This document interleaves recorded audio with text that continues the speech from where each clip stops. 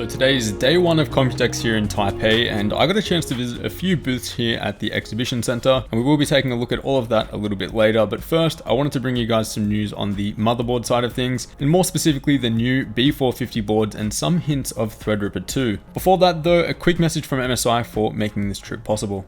Thinking of upgrading your gaming monitor? MSI Optics MPG curved gaming monitors come packed with a 144Hz refresh rate, 1800R curvature, and up to a 1440p resolution. And for a limited time, include a free SteelSeries Prism RGB mousepad and Steam Wallet gift card with every purchase in selected countries. See the link in the description to upgrade your game with MSI.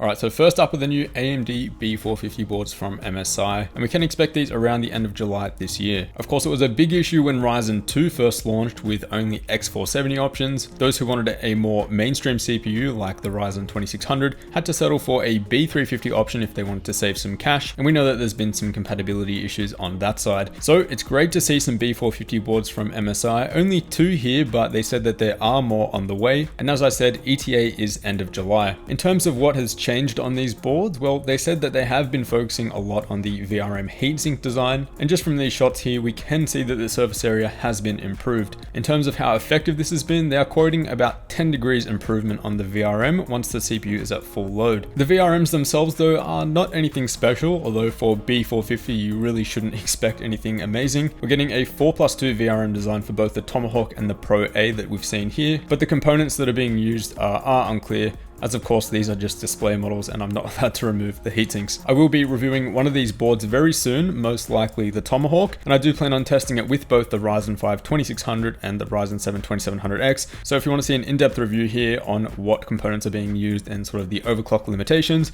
definitely subscribe if you want to see that. Another priority that MSI have made clear to me is that they've been focusing a lot on the BIOS flashback and making it easier for users to update their BIOS for upcoming and new CPUs. This is definitely a breath of fresh air for most people, and I hope to see this from other motherboard manufacturers as well. Other than that, they're pretty much the same board. They did say that they have a new PCI Express slot design, up to 4 solder points on each edge, and they said that this should be able to help with the ever-increasing weight of new GPUs. Now, there's no word on pricing yet, but being B450 boards, we can expect them to be quite affordable. So yep, end of July, and it's great to see these boards finally around the corner. Okay, now onto the beast of the show that MSI were very keen to show me, and that's their X399 Creation motherboard. This is an absolutely overkill X399 Threadripper board, and just to give you an idea of how overkill this might be, it is a far leap over their previous top tier board, which was the Pro Carbon.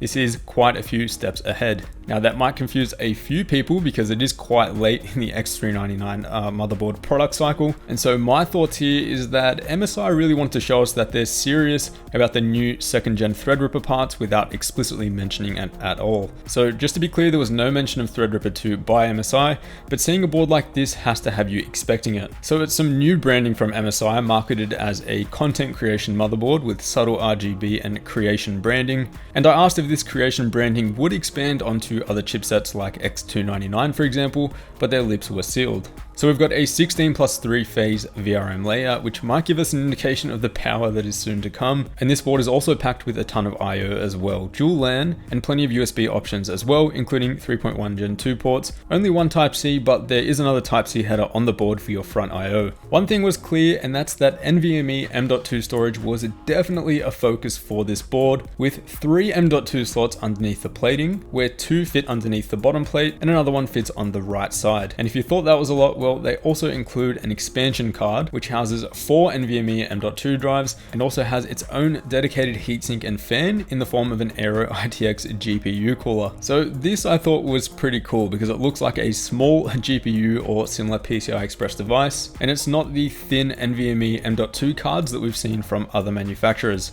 This is something that I'd love to test out and definitely review. They also had a Thunderbolt 3 and USB expansion slot on display as well, and here you can see this actually underneath the M.2 expansion card here. It's quite small and discreet, but offers 2 USB-C and 2 Thunderbolt 3 ports. So it's very clear here that MSI is targeting content creators who work in studios with large amounts of media and require fast transfer speeds.